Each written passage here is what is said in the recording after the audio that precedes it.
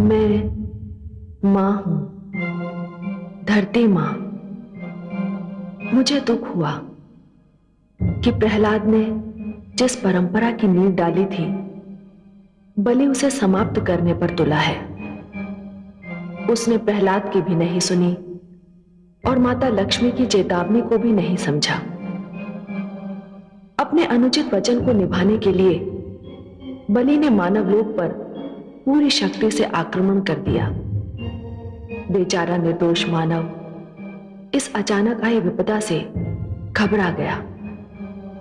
बलि की शक्तिशाली सेनाओं ने मानवलोक को रौंद डाला। मानवलोक में हाहाकार मच गया। बलि ने बलपूर्वक मानवलोक में देवताओं की पूजा बंद करवा दी और देवताओं का यह अंतिम सहारा भी छिन गया। यह विचित्र विडंबना है कि कभी कभी संतान अपनी इच्छाओं और योजनाओं की पूर्ति में माता पिता को बिल्कुल भूल जाती है, पर जब असफलता और पराजय और निराशा का मुंह देखना पड़ता है तो उसे अपने माता पिता की ही याद आती है। देवताओं को भी अब अदिति की याद आई।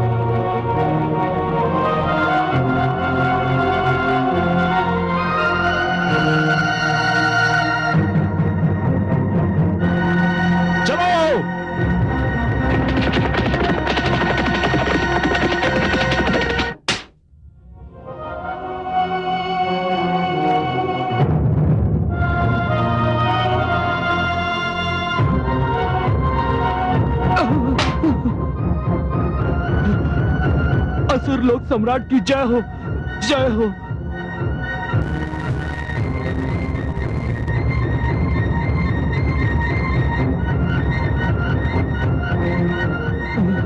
कहां छिपाया तूने कायर देवताओं को? महाराज, वे तो ये सुनते ही यहाँ से चले गए कि आप इधर पधार रहे हैं। तो इसका अर्थ ये है कि वो यही थे? हाँ महाराज। तो क्या तूने उन्हें शरण दी थी? ये भी सत्य है महाराज। क्यों दी शरण? क्या तूने मेरी घोषणा नहीं सुनी थी कि जो भी देवताओं को शरण देगा वो मेरा शत्रु होगा? मुझसे भूल हो गई महाराज, मुझसे भूल हो गई। इस भूल का दंड तुझे मिलेगा, अवश्य मिलेगा। हाँ?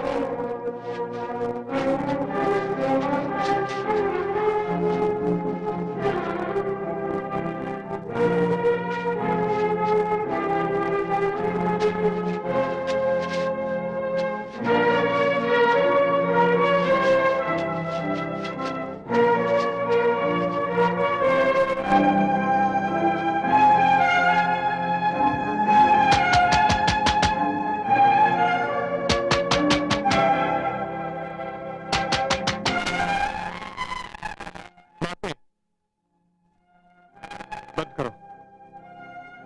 माते, माते, हम शून्य में भटकते भटकते थक गए हैं। त्रिलोक में हमें रहने के लिए कोई स्थान नहीं मिल पा रहा। हम कब तक यूं ही भटकते रहेंगे?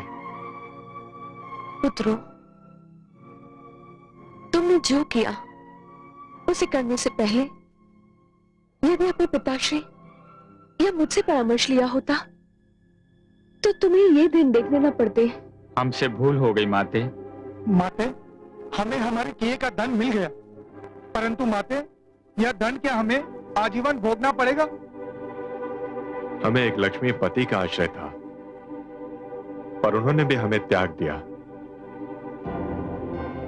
धीरज धरो मेरे पुत्रों, मैं तुम्हें इस प्रकार भटकता नहीं देख सकती। ये कैसे संभव है? माता पिता के रहते संतान अनाथों की भांति भटकती फिरे। परंतु माते, हमारी परीक्षा तो केवल उसी समय समाप्त हो सकती है जब लक्ष्मीपति हमें क्षमा कर दे, और उन्हें केवल आप मना सकती हैं। मैं उन्हें मनाऊंगी। मैं उनसे कहूंगी कि मेरे पुत्रों को क्षमा कर दें। उन्होंने कभी मुझे एक वचन दिया था, मैं उन्हें उस वचन का स्मरण कराऊंगी। निराश मत हो पुत्रों, मैं तुम्हारे कष्ट का निवारण करूंगी। अवश्य करूंगी, अवश्य करूंगी।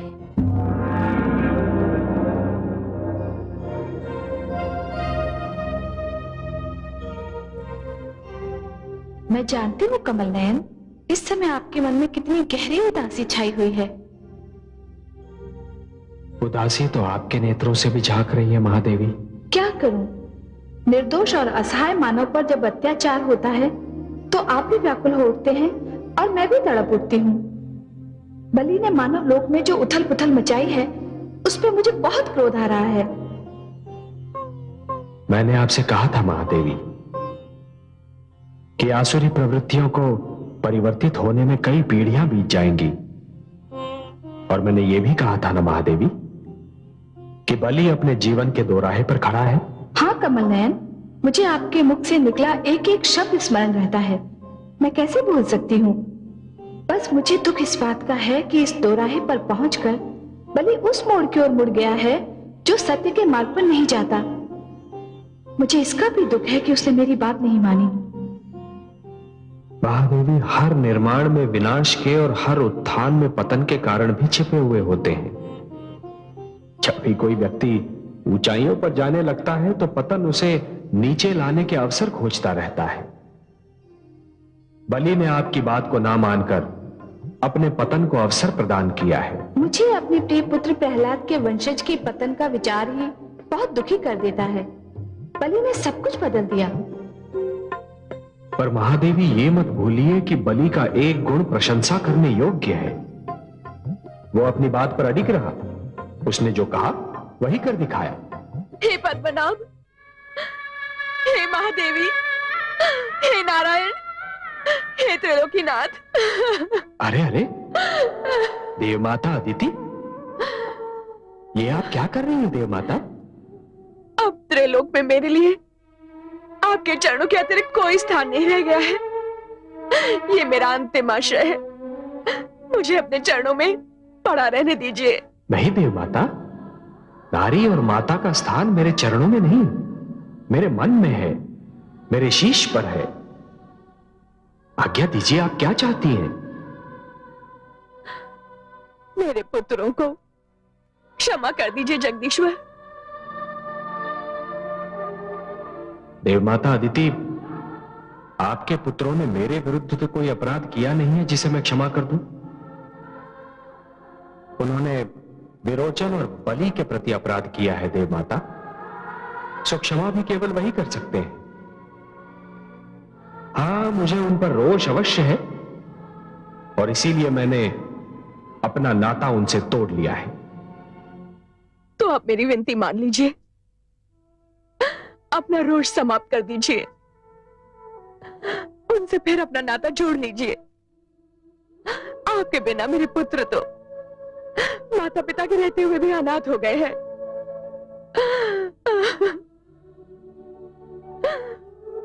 हे महादेवी, आप तो माता है, नारी है, आपसे तो मेरे मन की दशा छिपी नहीं। आप त्रिलोकीनाथ से कहिए कि मेरे पुत्रों को क्षमा कर दे। हे कमल नयन, आप तो स्वयं जानते हैं कि मेरे मन में कितना रोष और दुख है, परंतु मैं एक माता हूं और मुझसे किसी माता के अश्रु देखे नहीं जाते। चाहे जो भी हो, देवतागण हमारा अंश है। हम स्वयं को उनसे दूर तो कर सकते हैं, परंतु अलग नहीं हो सकते। और स्वामी, आपके चरणों में आने वाला यूं भी निराश नहीं लौटता। आप देव माता अदिति को निराश मत कीजिए।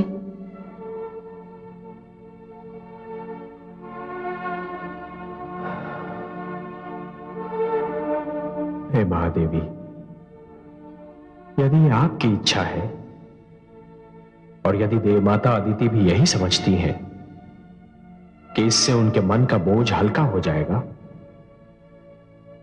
तो लीजिए।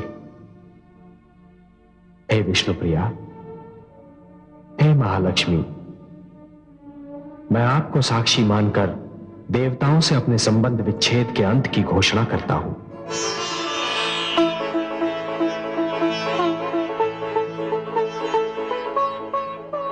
अब तो आप प्रसन्न हैं माता, इसीलिए आप विष्णुलोक आई थी ना? नहीं त्रिलोकीनाथ, ये तो मेरे आने का केवल एक और वो भी छोटा सा कारण था। बड़ा और मुख्य कारण मैंने अभी बताया नहीं।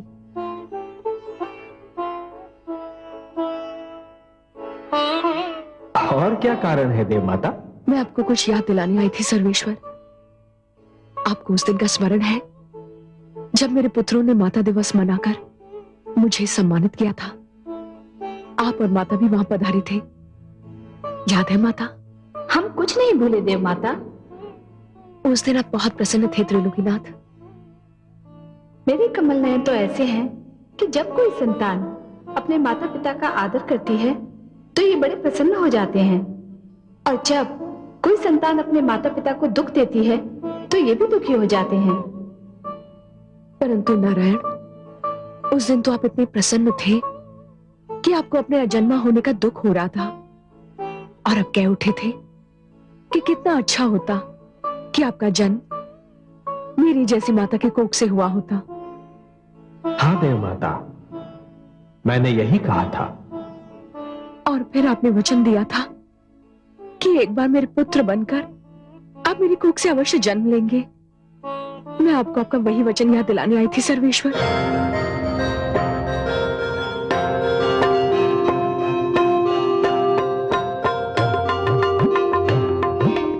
उचित समय पर मैं अपने वचन की पूर्ति अवश्य करूंगा देव माता अदिति। समय आ चुका है पद्मनाभ। पुत्र का जन्म उसकी अपनी इच्छा का फल नहीं, माता पिता की इच्छा और सपनों का फल होता है। मेरी इस इच्छा का एक और भी कारण है। वो क्या? मेरी इच्छा है कि आप मेरे पुत्र बनकर जन्म लें और बलि का वध करें। बलि का वध? हाँ, क्योंकि उसके वध के बिना मेरे पुत्र का उद्धार संभव नहीं। देव माता, बलि ने देवताओं को केवल निष्कासित किया है, उनका वध नहीं किया। और जब उसने किसी का वध नहीं किया तो उसका वध कैसे किया जा सकता है? आप वचनबद्ध है वासुदेव? नहीं देव माता, वचन मैंने केवल आपकी कोख से जन्म लेने का दिया था, सो मैं निभाऊंगा। मैंने बलि का वध करने का वचन आपको कभी नहीं दिया, सो वो कार्य मैं कदापि नहीं कर सकता।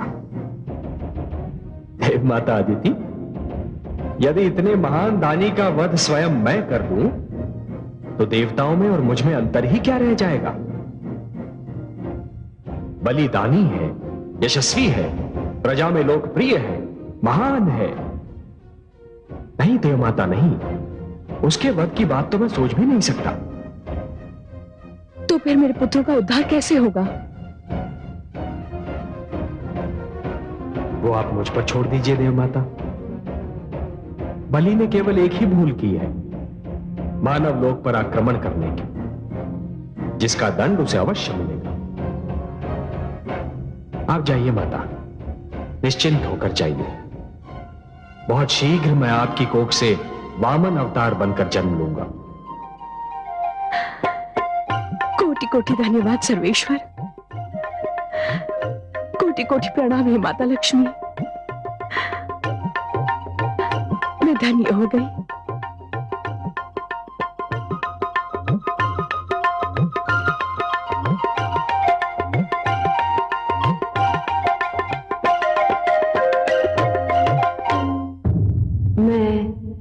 मां हूं, धरती मां।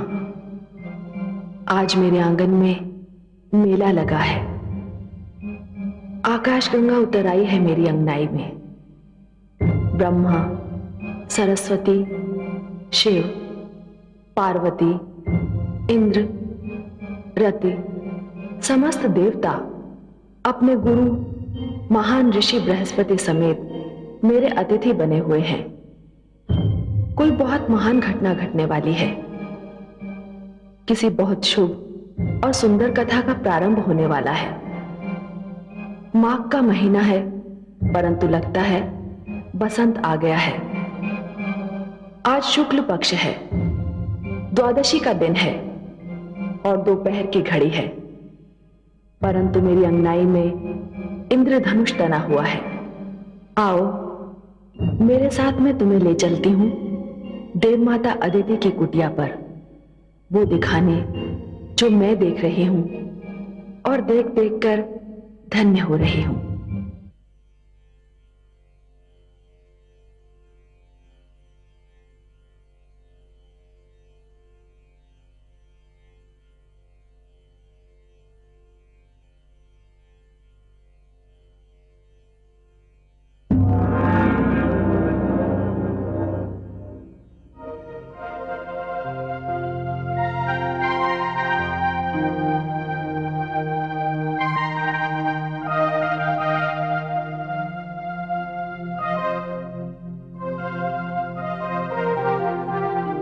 हे सृष्टि के रचयिता, हे आदि प्रजापति, हे ब्रह्मा, आपका देवी सरस्वती का स्वागत है।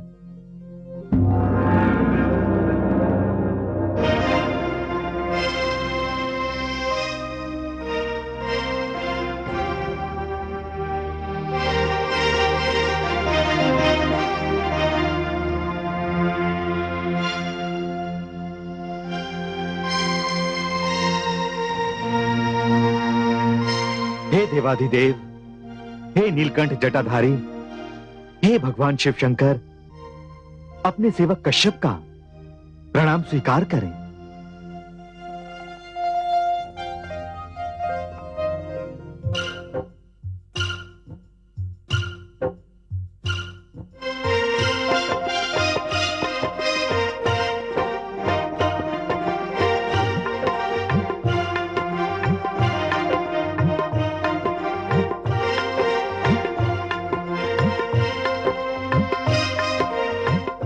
हे गुरुदेव बृहस्पति, आपको कोटि कोटि प्रणाम।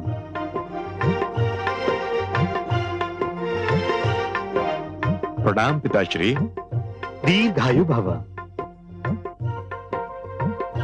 बधाई हो ऋषि कश्यप, आज आपके घर में भगवान श्री विष्णु अवतरित हो रहे हैं। हे आदि प्रजापति, क्या कहूं, कैसे कहूं? भगवान श्री विष्णु को धन्यवाद देने के लिए मुझे शब्द ही नहीं मिल रहे। मानो संसार के सारे शब्द छिप गए हो। मैं जो कहता हूं उसे मन में दोहराइए। आपका धन्यवाद त्रिलोकीनाथ तक पहुंच जाएगा। हे समग्र कीर्ति के आश्रय भगवान, आपकी जय हो। हे अनंत शक्तियों के अधिष्ठान, आपके चरणों में मेरा प्रणाम है। ब्रह्मण्य देव, हे त्रिगुणों के नियामक, आपके चरणों में मेरा बारंबार प्रणाम है।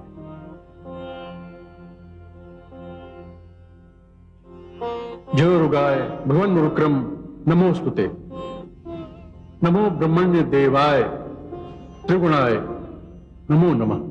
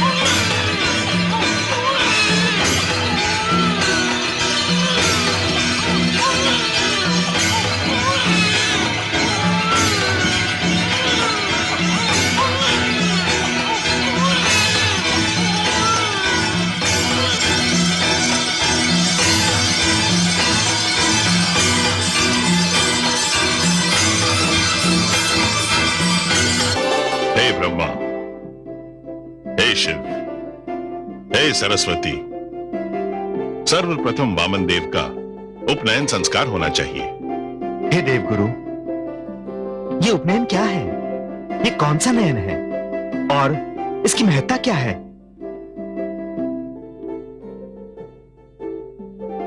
इस संस्कार का इससे उत्तम अवसर और क्या हो सकता है कि आप सब यहां उपस्थित हैं।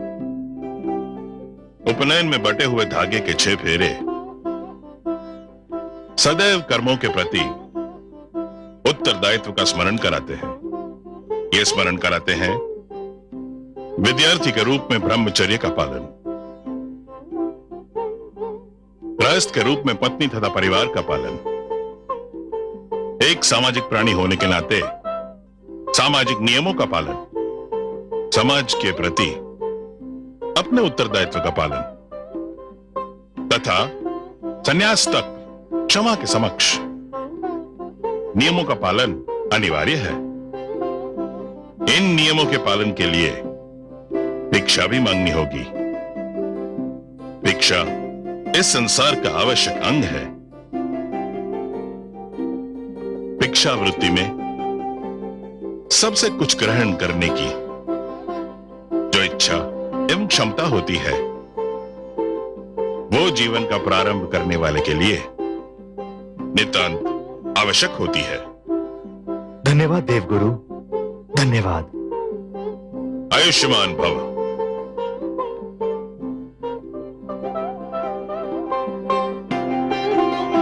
हे जगदीश्वर, बाहर पधारिए। उपस्थित वरिष्ठ देवगण से भिक्षा ग्रहण करें।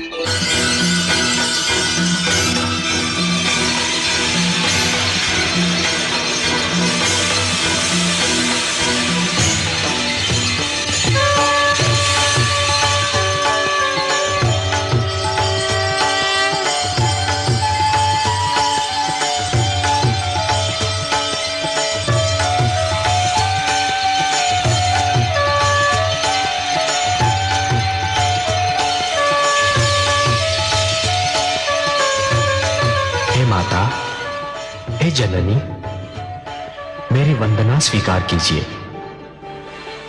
मैंने अपना वचन निभाया है माता। मैं आपके पुत्र के रूप में जन्म ले चुका हूं।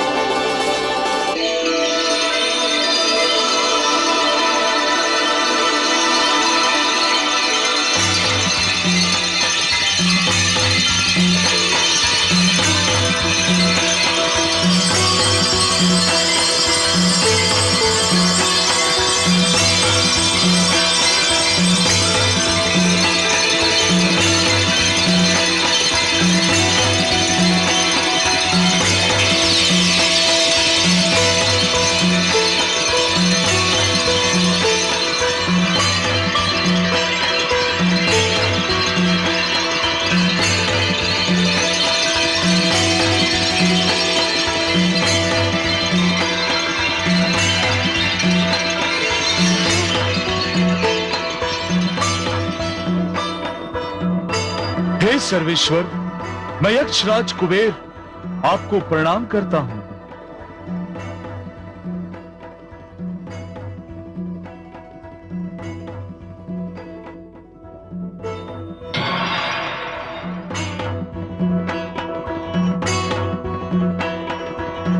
मेरी ओर से भिक्षा पात्र स्वीकार कीजिए।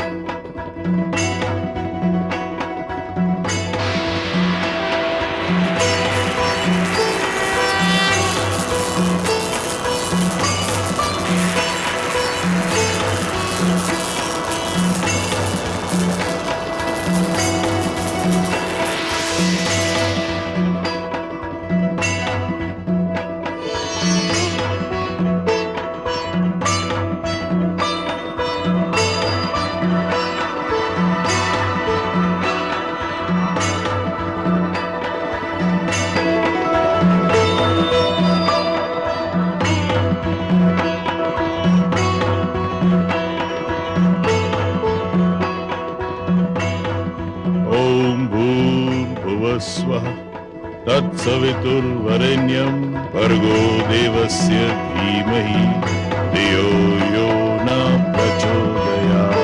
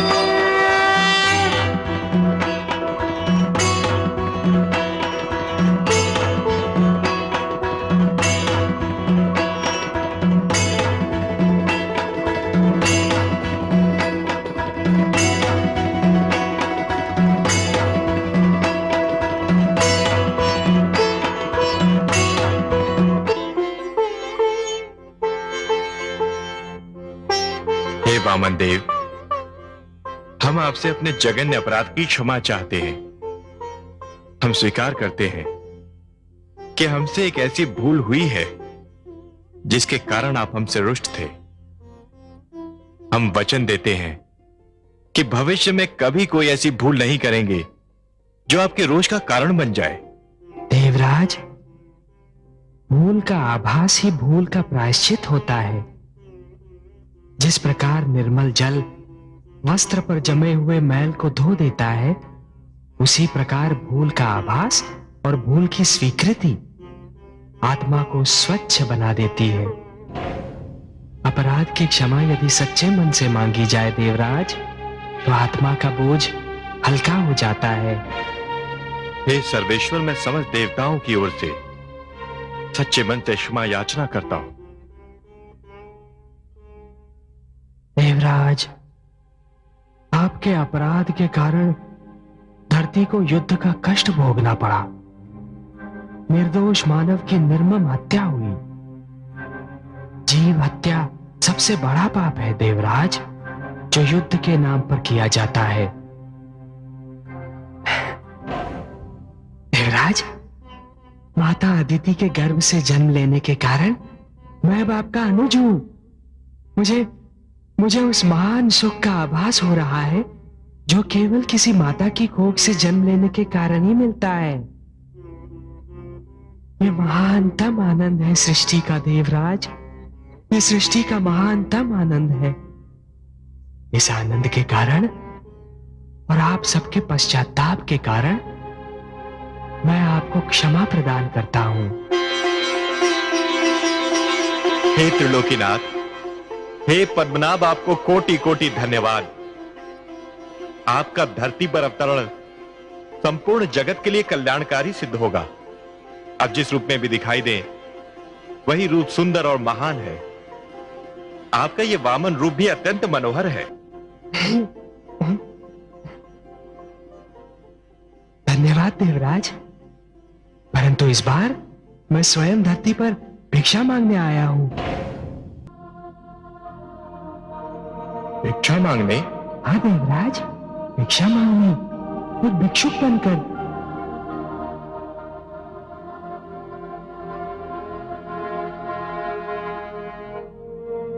आपकी वाणी सुनकर हम समस्त देवता मूक रह गए। हमें आश्चर्य हो रहा है हे सर्वेश्वर। क्यों आश्चर्य क्यों हो रहा है देवराज? भिक्षा मांगना कोई भला कार्य नहीं।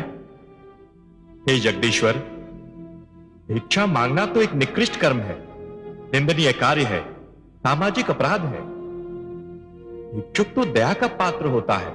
नहीं देवराज, आप जो कह रहे हैं वो अवश्य ही असत्य नहीं, पर पूर्णतया सत्य भी नहीं। मैं समझा नहीं है नीलकांत। देवराज, वो भिक्षा जो अथक परिश्रम के भय से, शारीरिक कष्ट उठाने के भय से, आलस्य से मांगी जाती है, वो अवश्य ही एक निकृष्ट कर्म है जो निंदनीय है, एक सामाजिक अपराध है। परंतु भिक्षा के और भी तो रूप होते हैं देवराज। और रूप? और रूप क्या हो सकते हैं जगदीश्वर? देवराज, ध्यान से देखिए तो हर प्राणी जन्म से भिक्षुक ही होता है। उसका सारा जीवन भिक्षा मांगते मांगते ही व्यतीत होता है, और वो जिन वस्तुओं की भिक्षा मांगता है, उन सारी वस्तुओं की निंदा भी नहीं की जा सकती। आप ज्ञान का स्रोत है हे नीलकांत, ज्ञान का आधार है। जो आप जानते हैं, कोई और उसका एक अंश भी नहीं जान सकता। पर क्षमा करें, हम आपके विचार समझने में असमर्थ हैं। आप जो कह रहे हैं, हमें उसकी व्याख्या जानने की इच्छा हो रही है। कोई प्राणी मात्र जन्म लेने से ही भिक्षुक कैसे हो सकता है? देवराज, कोई कैसे जन्म से ही भिक्षुक हो सकता है? देवराज, प्राणी तो जन्म लेते ही सर्वप्रथम अपनी माता से दूध की भिक्षा मांगता है ना? फिर जैसे ही आयु बढ़ती है, अपने पिता से सुरक्षा की भिक्षा मांगता है। एक शिष्य के रूप में अपने गुरु से ज्ञान और विद्या की भिक्षा मांगता है। नई पीढ़ियां पुरानी पीढ़ियों से उनके अनुभव की भिक्षा मांगती हैं। पौधे जड़ की सुरक्षा के लिए जल से, तने की सुरक्षा के लिए वायु से और फल फूलों की वृद्धि के लिए प्रकाश से भिक्षा मांगते हैं। क्या ये सत्य नहीं है देवराज? धन्य है वासुदेव, धन्य है आप। कितनी ज्ञानवर्धक और मनमोहक बातें हैं आपकी। आपने तो भिक्षा के अर्थ ही बदल दिए। देवराज, पुष्प के निकट जाए बिना इसका निर्णय नहीं किया जा सकता कि उसमें सुगंध है या दुर्गंध। तालाब के निकट जाए बिना इसका निर्णय नहीं हो सकता कि उसका जल पीने योग्य है या नहीं। और उसी प्रकार किसी भी वस्तु को ध्यान से देखे बिना इसका निर्णय नहीं हो सकता देवराज कि उस वस्तु में गुण है या अवगुण। देवराज, हर वो भिक्षा महान है जो ज्ञान में वृद्धि करती है। और अभी तो आपने स्वयं मुझे भिक्षा मांगते देखा। आपने हमारे नेत्र खोल दिए त्रिलोकीनाथ। भिक्षा सदैव शीश नवाकर मांगी जाती है देवराज। सिर का झुकना मन और मस्तिष्क में भरे हुए अहंकार की मृत्यु की घोषणा है। अहंकार, जो प्राणी का सबसे महान वैरी है देवराज। और यदि इस वामन रूप में मैं भिक्षा मांगूंगा तो एक आदर्श प्रस्थापित होगा। मानव यह समझ पाएगा कि भिक्षा का सही अर्थ क्या है। क्योंकि यदि मैं भिक्षा मांगूंगा तो केवल मानव कल्याण के लिए, जगत कल्याण के लिए, जो कि मेरा लक्ष्य है।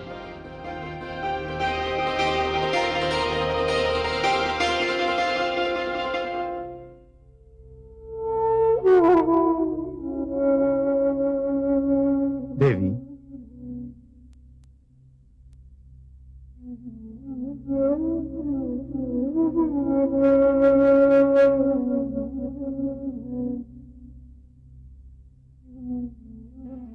देवी, स्वामी, आप कहां खो गई थी आप, जो आपको मेरे आने तक का आभास नहीं हुआ? इतनी महान घटना हुई है। आप संभवतः सृष्टि की सौभाग्यवती नारी हैं कि भगवान श्री विष्णु ने मानव रूप में जन्म लेने के लिए आपको माता के रूप में चुना है। परंतु आपके मुख पर यह चिंता की छाया अच्छी नहीं लगती। क्या बात है? आप प्रसन्न नहीं हैं? ऐसा मत कहिए स्वामी, मैं बहुत प्रसन्न हूं। इतनी प्रसन्न हूं कि मेरे पांव धरती पर नहीं पड़ रहे। जिसे भगवान श्री विष्णु की मां बनने का सम्मान मिला हो वो प्रसन्न क्यों ना होगी।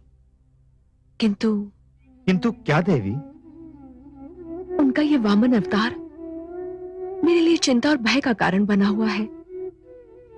इतना छोटा आकार लेकर वो इतनी शक्तिशाली बलि का सामना कैसे करेंगे? कहीं उन्हें कोई हानि न पहुंचे। मुझे तो हर पल यही चिंता दुखी कर रही है, यही भय खाए जा रहा है। देवी, वे ईश्वर हैं। वे जो करते हैं उसके पीछे क्या कारण है ये तो वही जानते हैं। यदि वे चाहते तो वो एक विशालकाय रूप भी धारण कर सकते थे, परंतु उन्होंने अपनी स्वेच्छा से वामन रूप का चयन किया। इसके पीछे भी कोई कारण अवश्य होगा, कोई भेद अवश्य होगा। आप चिंता ना करें, सब कुछ भगवान विष्णु पर ही छोड़ दें।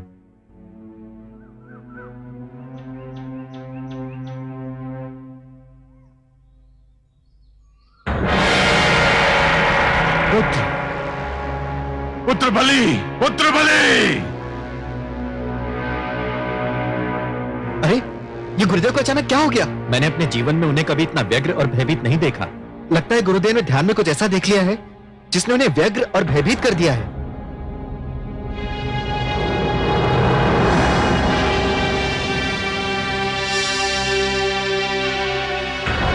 पुत्र बलि, पुत्र बलि! गुरुदेव,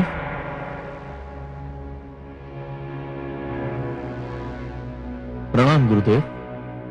क्या बात है, आप इतने चिंतित और व्याकुल क्यों उठे? मुझसे कोई प्रश्न मत पूछना वत्स। मेरे पास प्रश्नोत्तर का तनिक भी समय नहीं है। जो कुछ मैं कह रहा हूं उसे ध्यान से सुनो और उसका पालन करो। जो आज्ञा गुरुदेव। पुत्र, देवता तुम्हारे विरुद्ध षड्यंत्र रच रहे हैं। षड्यंत्र? परंतु कैसा षड्यंत्र? मैंने कहा ना, मेरे पास प्रश्नोत्तर का समय नहीं है। केवल इतना जान लो कि मैं उनके षड्यंत्र को सफल नहीं होने दूंगा, परंतु इसके लिए तुम्हें इसी समय मेरे साथ चलना होगा। जो आज्ञा गुरुदेव। परंतु मुझे कहां चलना होगा, क्या करना होगा? तुम्हें सबसे पहले मेरे साथ चलकर अश्वमेध यज्ञ की घोषणा करनी होगी। मुझे विश्वास है लोक में किसी के पास इतना साहस नहीं है कि वो तुम्हारे अश्व को रोक सके। और यदि अश्वमेध यज्ञ की समस्त क्रिया संपूर्ण हो गई, तो देवताओं का षड्यंत्र विफल हो जाएगा। गुरुदेव, मैं आपसे अनुरोध नहीं करता, परंतु यदि आपकी इच्छा हो तो मुझे देवताओं के षड्यंत्र का कुछ ज्ञान तो दें। सुनो वत्स, तुम्हें स्मरण होगा कि देव माता अदिति तुम्हारी दान दक्षिणा की ख्याति सुनकर तुम्हारे पास आई थी। हाँ गुरुदेव, मुझे भली भांति स्मरण है। और वो अपने पुत्रों के लिए क्षमा दान मांगने आई थी। मुझे इस बात का भी अनुमान है। पर तुमने पहले ही अपना निर्णय सुना दिया था कि तुम देवताओं को क्षमा दान देने के अतिरिक्त किसी को भी और कुछ भी दे सकते हो। तो देव माता को निराश होकर तुम्हारे दौर से लौटना पड़ा। तो फिर गुरुदेव? फिर वो विष्णु के पास गए और उन्हें उनका एक पुराना वचन स्मरण कराया, और उसी के फलस्वरूप विष्णु ने धरती पर अवतार ले लिया।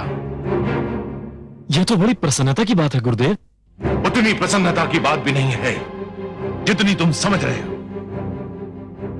यह एक ऐसी बात है, इसका अनुमान केवल मुझे है। अब कोई भी प्रश्न मत पूछना। सेना को सारे विश्व में भ्रमण का आदेश दो, यज्ञ का अश्व छोड़ो, लोक को जीत लो। कोई तुम्हारे समक्ष ठहर नहीं सकता। मैं सफलता के इतने उच्च शिखर पर पहुंचकर फिसलना और गिरना नहीं चाहता वत्स। अब एक क्षण भी नष्ट करना महापाप होगा। ये मेरी आज्ञा है, ये मेरा आदेश है। गुरुदेव, आपकी आज्ञा का भी और इसी समय पालन किया जाएगा। यज्ञ का अश्व अभी छोड़ा जाएगा।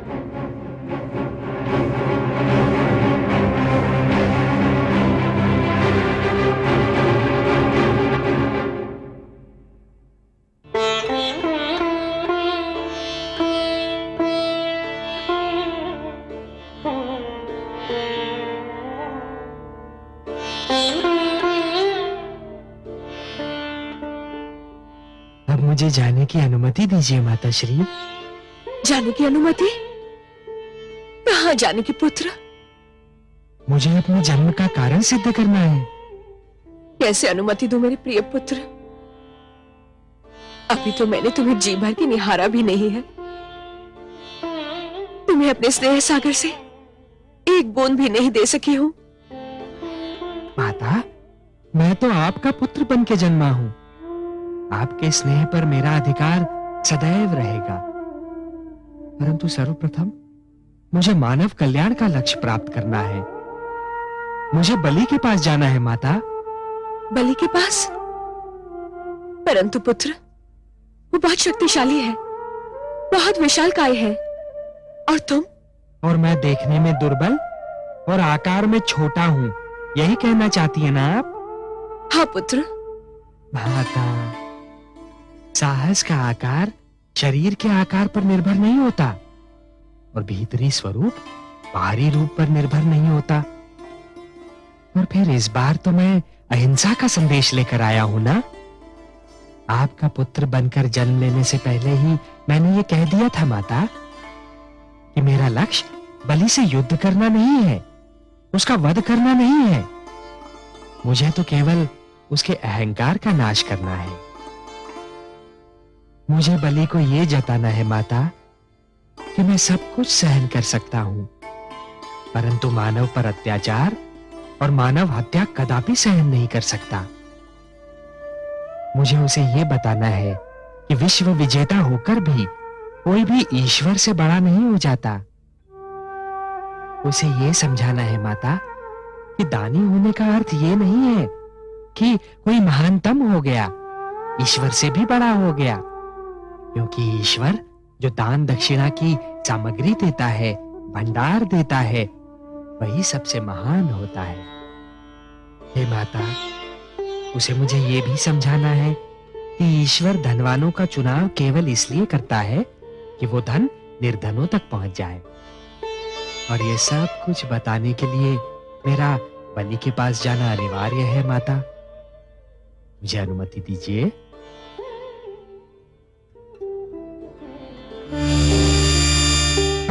मैं मां हूं, धरती मां। बलि की सेना अश्व लेकर सारे विश्व में गई। दैत्य गुरु शुक्राचार्य ने सच कहा था, कोई भी उसके सामने ठहर नहीं सका। किसी को उसका अश्व रोकने का साहस नहीं हुआ। उसकी सेना उसका अश्व लेकर विजय पताका फहराती हुई लौट आई और आरंभ हुआ यज्ञ का समापन।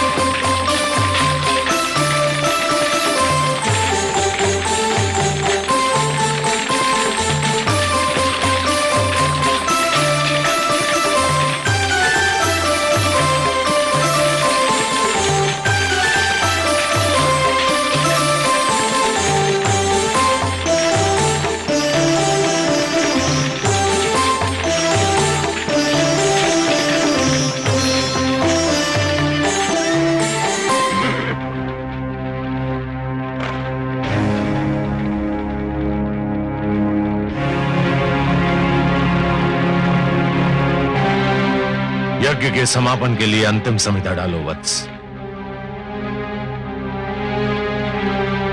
ओम भवतु भिक्षाम देहि।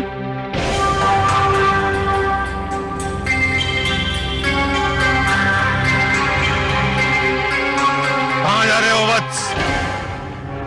यज्ञ समापन के अंतिम क्षण है ये। पूर्ण आहुति डालो।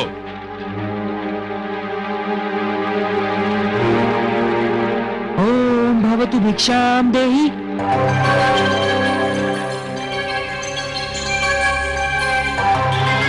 बैठ जाओ वत्स, तुम यज्ञ छोड़कर कहीं नहीं जाओगे। भिक्षाम देहि राजन।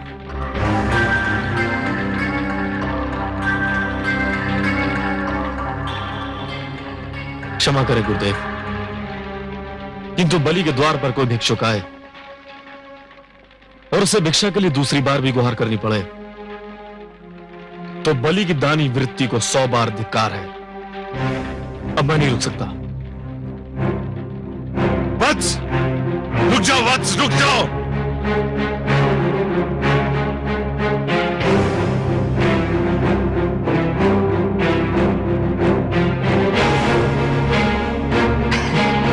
प्रणाम राजन।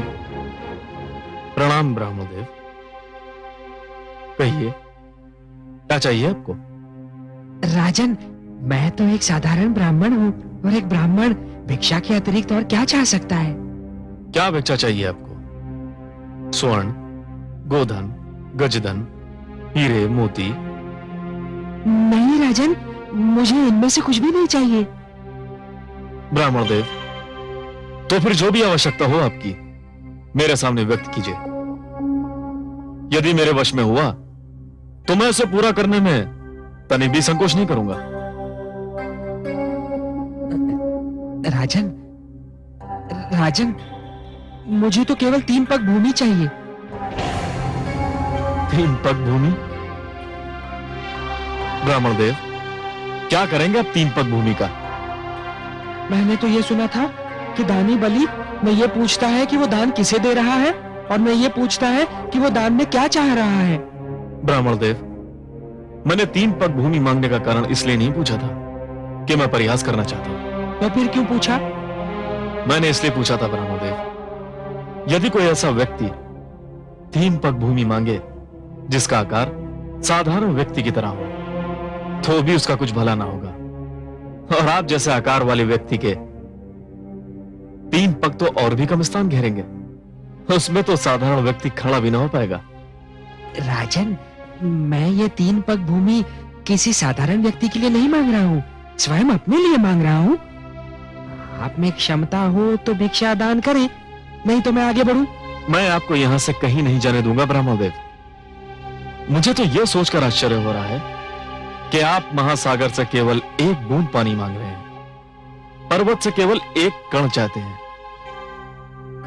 आप मुझसे केवल 3 पग भूमि मांग रहे हैं, और मैं क्षुब्ध हो रहा हूं कि इतना छोटा, इतना साधारण, इतना तुच्छ दान लेते हुए आपको तो लज्जा नहीं आ रही है, किंतु ब्राह्मण देव, देते हुए मुझे लज्जा आ रही है। मांगिए ब्राह्मण देव, कुछ ऐसा मांगिए कि जिसे देते हुए मुझे प्रसन्नता हो, गर्व हो।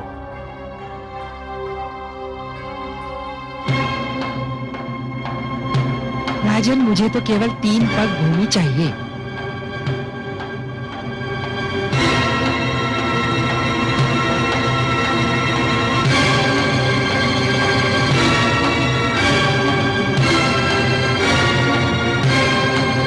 कुछ मत देना वत्स,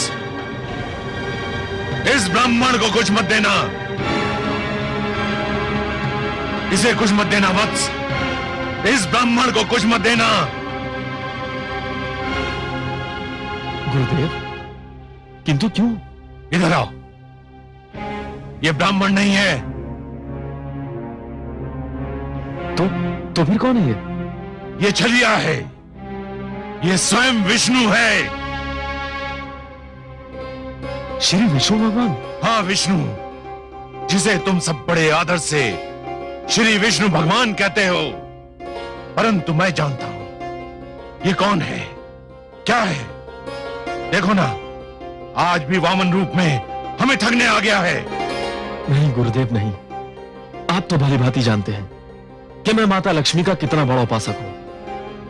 मैंने तो उनसे भी कहा था कि मैं भगवान विष्णु के दर्शन करना चाहता हूं, जो मेरे दादा श्री प्रहलाद की पूज्य हैं। गुरुदेव, मैं कितना सौभाग्यशाली हूं कि आज भगवान स्वयं चलकर मेरे द्वार पर आए हैं। मैं तो प्रसन्नता से फूला नहीं समा रहा हूं। मूर्ख मत बनो, तुम विष्णु को नहीं जानते हो।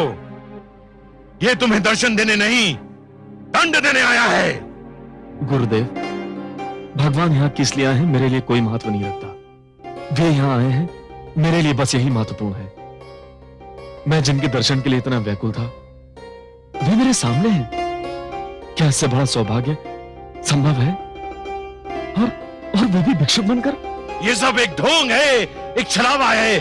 तुम इसके छल में मत आना।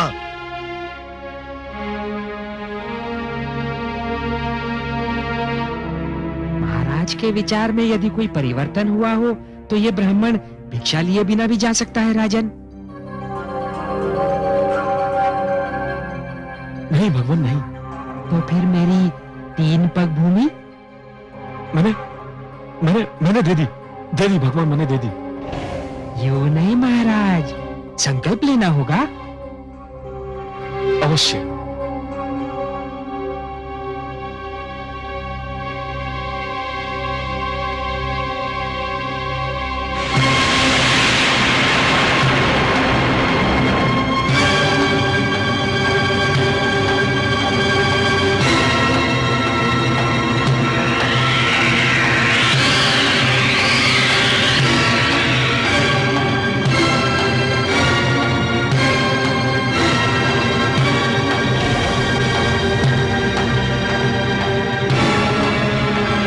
राजन,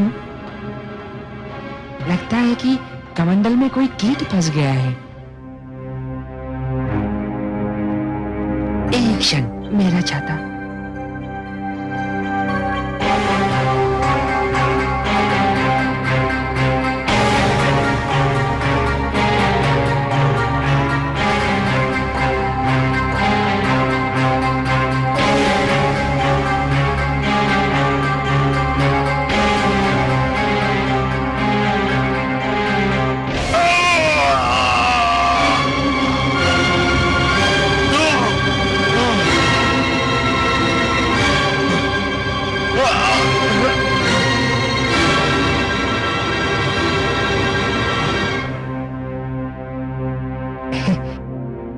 राजन, कीट निकल गया।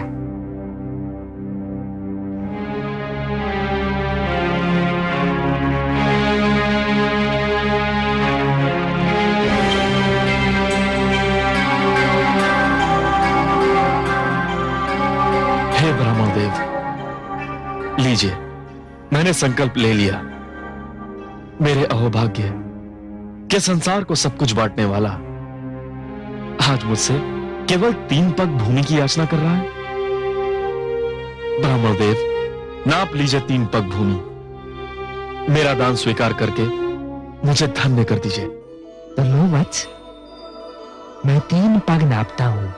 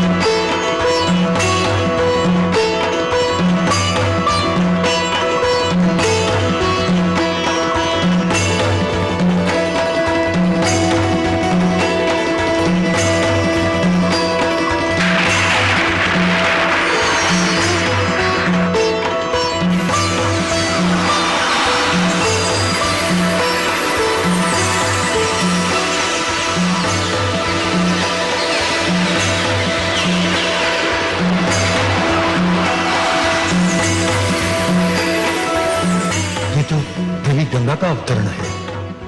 नहीं नहीं, अभी इसका समय नहीं हुआ है।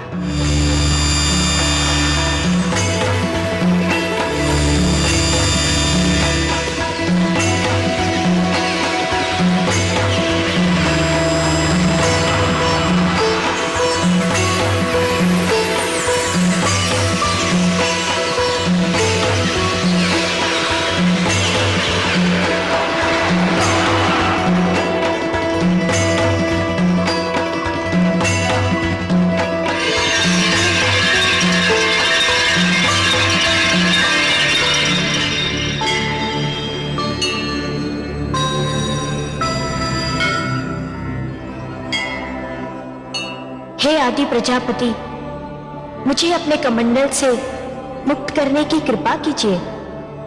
मुझे धरती पर जाना है। धरती मुझे पुकार रही है। धरती को मेरी आवश्यकता है।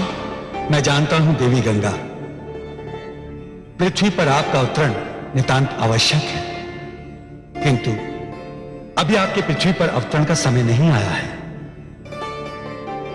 अभी आपको यही मेरे कमंडल में रह के प्रतीक्षा करनी होगी। जो आज्ञा।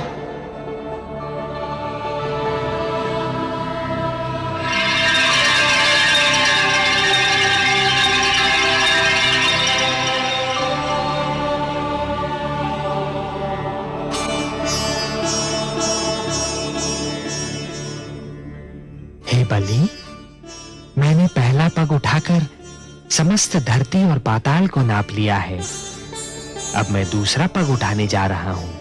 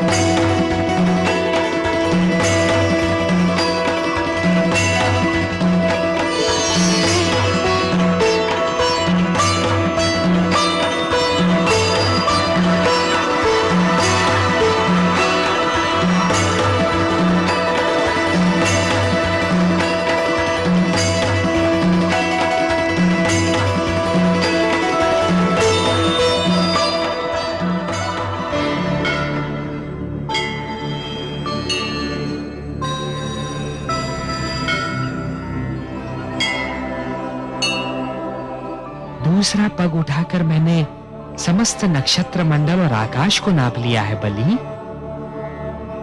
मैं जानता हूं ब्राह्मण देव। तब तो ये भी स्मरण होगा कि मैंने 3 पग भूमि मांगी थी।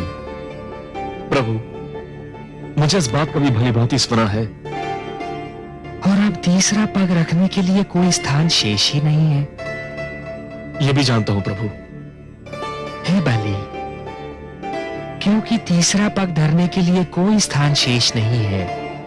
यदि तुम चाहो तो मैं तुम्हें तीसरा पग क्षमा कर सकता हूं। नहीं प्रभु, ऐसा मत कहिए। जिन हाथों ने आज तक बलि सिद्धांत स्वीकार किया है वे हाथ साक्षी हैं।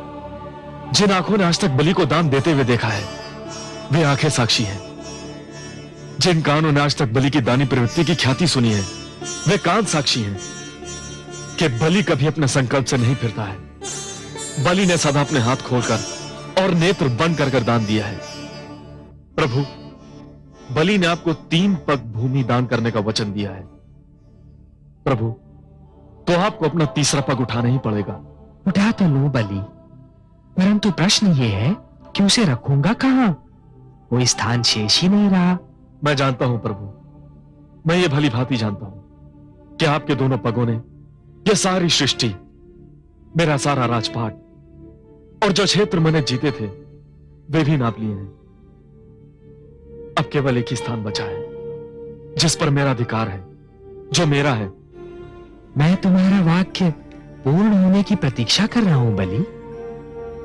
वो कौन सी वस्तु है जिस पर अब भी तुम्हारा अधिकार है? प्रभु, वो वस्तु है मेरा शरीर। बस अब मेरी काया ही बची है जिसे मैं अपनी कह सकता हूं, जिस पर अब भी मेरा अधिकार है। प्रभु, आप अपना तीसरा पग मेरे शीश पर धरिए ताकि संसार ये जान ले कि बलि केवल देना नहीं वचन निभाना भी जानता है।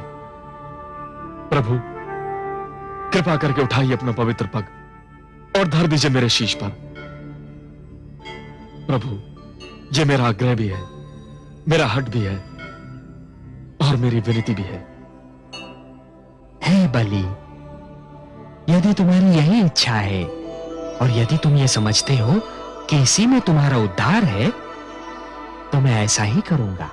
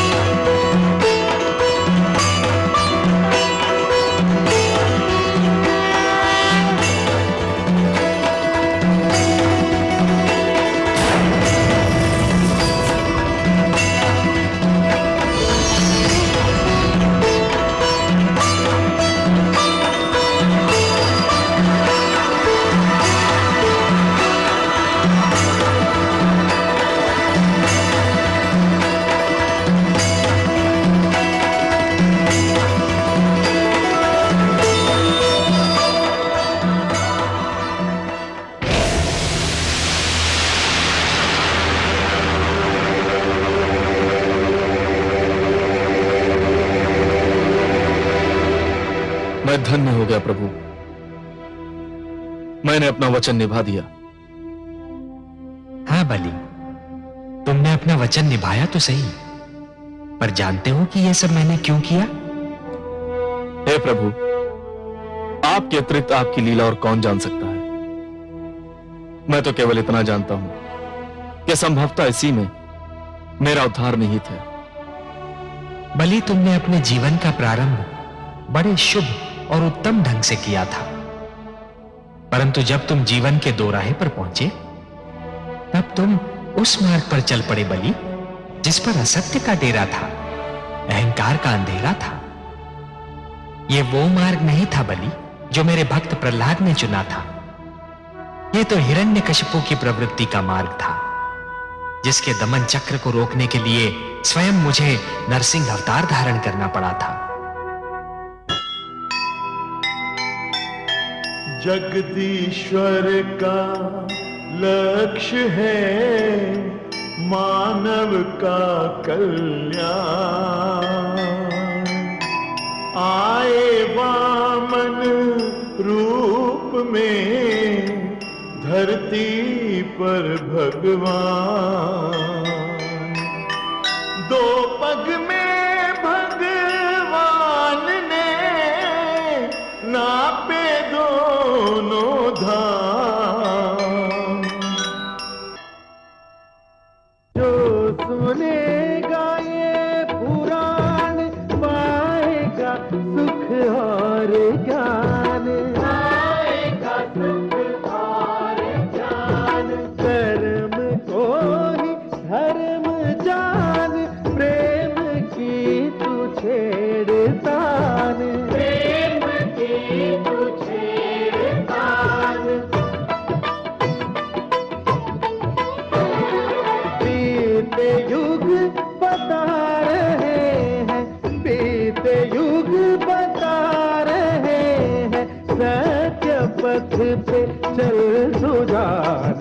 विष्णु पुराण